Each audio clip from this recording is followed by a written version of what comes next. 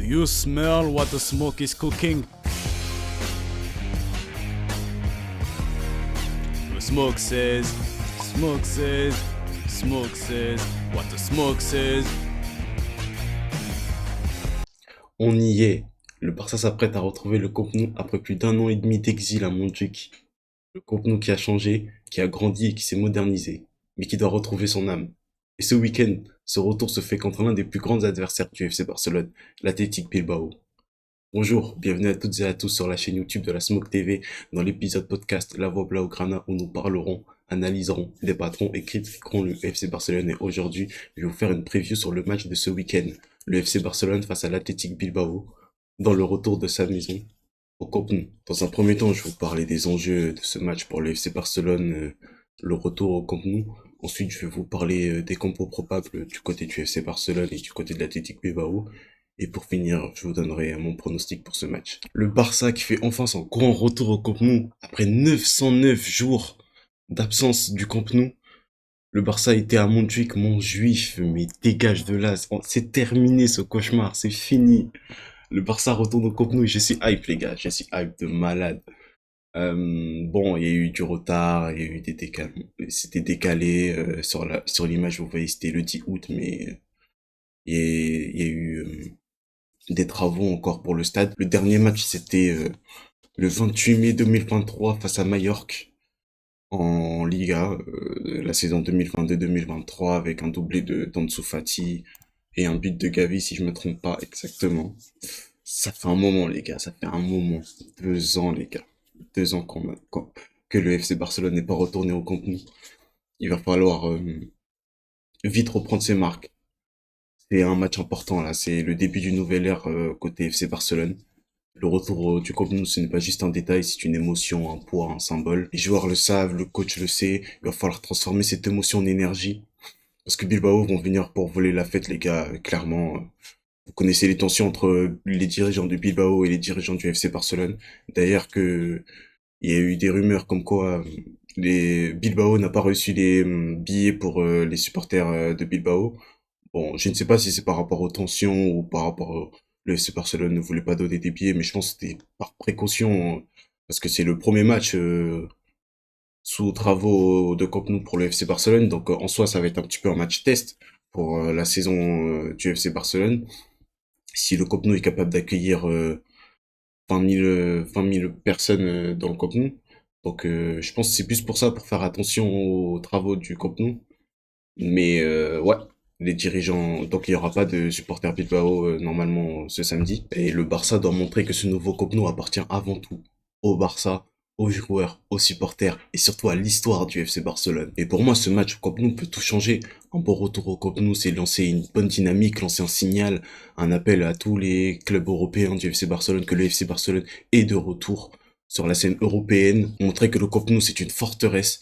Plus personne viendra sur cette pelouse nous humilier comme ces dernières années en 2021, le Paris Saint-Germain, Francfort. D'ailleurs, Francfort, on vous attend à l'affût. On sera à l'affût là. Match de Ligue des Champions au Camp Nou, les gars. On a une revanche à prendre sur ce match-là. C'était une humiliation ce soir-là. Il faut faire quelque chose. Éviter de faire un faux pas pendant ce match. Un mauvais pas et les critiques vont revenir aussi vite que les travaux du stade. On pourrait croire que le retour au Camp Nou règle tout. Eh bien non. Le Barça a encore un effectif très limité, avec énormément de blessures et des suspendus. Frenkie de Jong sera absent pour ce match, suite à son carton rouge, double carton jaune face à Celta Vigo. Pedri qui est encore blessé, je crois que c'est une blessure musculaire, je m'en rappelle plus. Euh, Johan Garcia, je ne sais pas s'il va revenir. Rafinha, je ne sais pas s'il sera pareil sur la feuille de match. Donc attention, malgré le retour du Camp Nou, on n'a pas le retour des cadres et des joueurs importants du FC Barcelone. Sportivement, le Barça n'est pas encore une équipe terminée, il y a encore du potentiel, des idées, une base solide, mais beaucoup d'incohérences côté FC Barcelone d'Hansi Flick. Le jeu manque cruellement de continuité, 40 bonnes minutes et 20 minutes de blackout, ce qui arrive ces derniers matchs. Euh, Face à Bruges, le point positif, c'était Lamine Yamal qui retrouvait un petit peu son explosivité, sa créativité face aux adversaires belges. Mais le point faible, par exemple, pendant ce match-là, c'était Marcus Rashford qui manquait d'efficacité, de volume dans son jeu. Ensuite, on a eu le match face à Celta Vigo. Le match à Celta Vigo, on encaisse rapidement, il me semble. Après, on égalise rapidement. Donc, il y a eu un pressing défaillant. Par exemple, face à Bruges, on a pu voir Marcus Rashford ne faisait pas les efforts défensifs. Il créait un déséquilibre sur le pressing du Barça. Et c'est à Vigo, c'est ce qui a fait la victoire du FC Barcelone, c'est que Marcus Rashford a fait l'effort de défendre et de presser avec Lamine Yamal. Et bizarrement, sur la seconde période, face à Celta Vigo, on a vu le changement. Le Barça n'a pas encaissé un but. Et on a inscrit un deuxième, il me semble. Le Barça était clairement supérieur lors de cette seconde période. Donc il faut de la continuité pour ces joueurs pour espérer reprendre la tête du classement de la Liga. Et également aussi en Champions League reprendre des points et pourquoi pas accrocher le top 8 et même le top 3. Parce que ce mardi, on va se déplacer à Stamford Bridge. Donc le Barça doit absolument reprendre confiance dès ce samedi, ne pas perdre de rythme et espérer que les joueurs reviennent comme Rafinha, Johan Garcia, De Jong, il sera là donc mardi. Pedri, je pense pas qu'il sera là, donc à voir. C'est un Barça encore fragile mentalement, un Barça qui doute rapidement. Comme je vous ai dit, c'est un Barça qui dépend beaucoup des inspirations individuelles. Si c'est pas Lamine Yamal, ça sera Marcus Rashford. Si ce sera pas Marcus Rashford, ça sera Lamine Yamal. Et dernièrement, c'était Lewandowski qui nous a fait du bien sur la pelouse du Celta Vigo. Et donc pour les compos probables que j'ai pris sur FODMOB, on voit, c'est encore Chesney dans les buts, ça va être compliqué. D'ailleurs, Chesney qui fait aussi un mauvais match face au Celta. La charnière Koubarsi-Aroro, à droite Eric Garcia. Eric Garcia qui avait fait un super match latéral droit, ce serait pas déconnant de le mettre latéral droit à nouveau. Et je pense que Koundé il est pas au point physiquement, donc je pense que ce sera Eric Garcia. À gauche Alejandro Balde, on va pas changer. Après là le milieu ça va être très problématique parce que De Jong et Pedri ne sont pas là demain.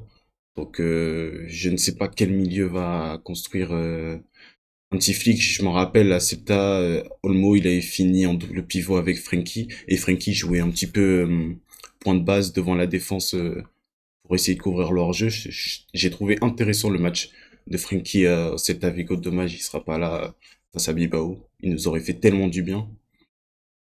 Donc Fermin Lopez en double pivot, je pense que ça sera Olmo en double pivot et Fermin Lopez en 10. Et l'attaque Rashford, Lewandowski, Bargli. J'aurais plutôt mis Ferran Torres à la place de Bargui. Mais je sais pas si Ferran Torres, c'est quand le dernier match où Ferran a joué à droite? Je pense que c'est l'année où il est venu au FC Barcelone. Et Lewandowski en neuf, c'est l'idéal. Les mouvements de Lewandowski font du bien aux ailiers comme Rashford et Yamal. Et côté Bilbao, ça ne change pas trop. À moins que Sunset n'est pas titulaire, n'est pas prévu titulaire, ok. Nico Williams qui revient d'une blessure de la pubalgie, la même que Lamine Yamal. Donc à voir s'il sera boosté. Il me semble que le dernier match avec Bilbao, il met un banger, là je sais plus c'était contre qui. Donc faudra le surveiller. En plus ça sera Eric Garcia sur lui. Donc à voir. Et donc de ce match-là, j'attends beaucoup de Marcus Rashford par exemple des efforts défensifs parce que Bilbao, ça va courir. Tu joues contre Bilbao, tu sais que tu vas courir. Tu sais que tu vas avoir du mal à ressortir avec un pressing haut et très physique du côté de Bilbao. Après, ils n'ont peut-être pas cette qualité technique, donc je pense que le FC Barcelone saura faire la différence avec les qualités techniques comme Dani Olmo, Marcus Rashford. Bon, il est un petit peu limité, mais voilà. J'espère que Lamine pourra gratter quelques minutes. Je pense qu'il nous fera beaucoup du bien sur ce match. Le Barça est vulnérable quand il perd le ballon. Si l'équipe n'est pas très bien positionnée, si les distances sont trop éloignées, Bilbao va attaquer en surnombre. Donc il faudra faire attention encore une fois avec le piège hors jeu. En retour au Camp Nou, ça peut être une fête pour les joueurs du FC Barcelone. Ils peuvent être très heureux du retour du Camp Nou. Mais ça peut être aussi une pression supplémentaire pour les joueurs du FC Barcelone. Je pense qu'ils vont ils vont essayer de tout faire bien, les joueurs. Donc attention à ne pas tomber dans ce piège-là, de tomber dans l'euphorie ou dans la pression. Et donc ce match, ce n'est pas juste un match de Liga, c'est un pivot, un moment qui peut lancer une dynamique, renforcer les certitudes, reconnecter le club à son stade, à son identité et redonner confiance à ses supporters, aux Blaugrana, aux Socios, aux Coolers. Donc pour ce match-là, je vois une victoire du FC Barcelone 2-0. Je pense que c'est le moment de relancer sa saison pour le FC Barcelone. de montrer que le retour du Camp Nou est une phase clé de cette saison. De toute manière, il nous faut ces 3 points très importants parce que on est à 3 points de la première place du Real Madrid. Et le Real Madrid, je pense que ils sont, il nous faut ces 3 points, c'est crucial pour la course au titre de la Liga. Je pense que le Real Madrid va perdre des points parce que ils ont beaucoup de blessés en ce moment, il me semble. Je pense qu'ils vont aligner une charnière Raúl Asensio Alaba, si je me trompe pas, ils ont des blessures. Mbappé, je sais pas s'il est vraiment blessé. Tchouaméni, c'est pareil. Donc à voir, faudra. En tout cas, il ne faut pas louper cette étape. Il faut prendre ces 3 points et se mettre en confiance avant le déplacement à Stamford Bridge. Je vous remercie de m'avoir écouté et d'avoir regardé cette vidéo. N'hésitez pas à vous abonner à ma chaîne YouTube et à toutes mes chaînes TikTok, Twitch et à mon compte Twitter. C'était la Smoke pour aujourd'hui et on se retrouve à très bientôt. Merci de m'avoir écouté.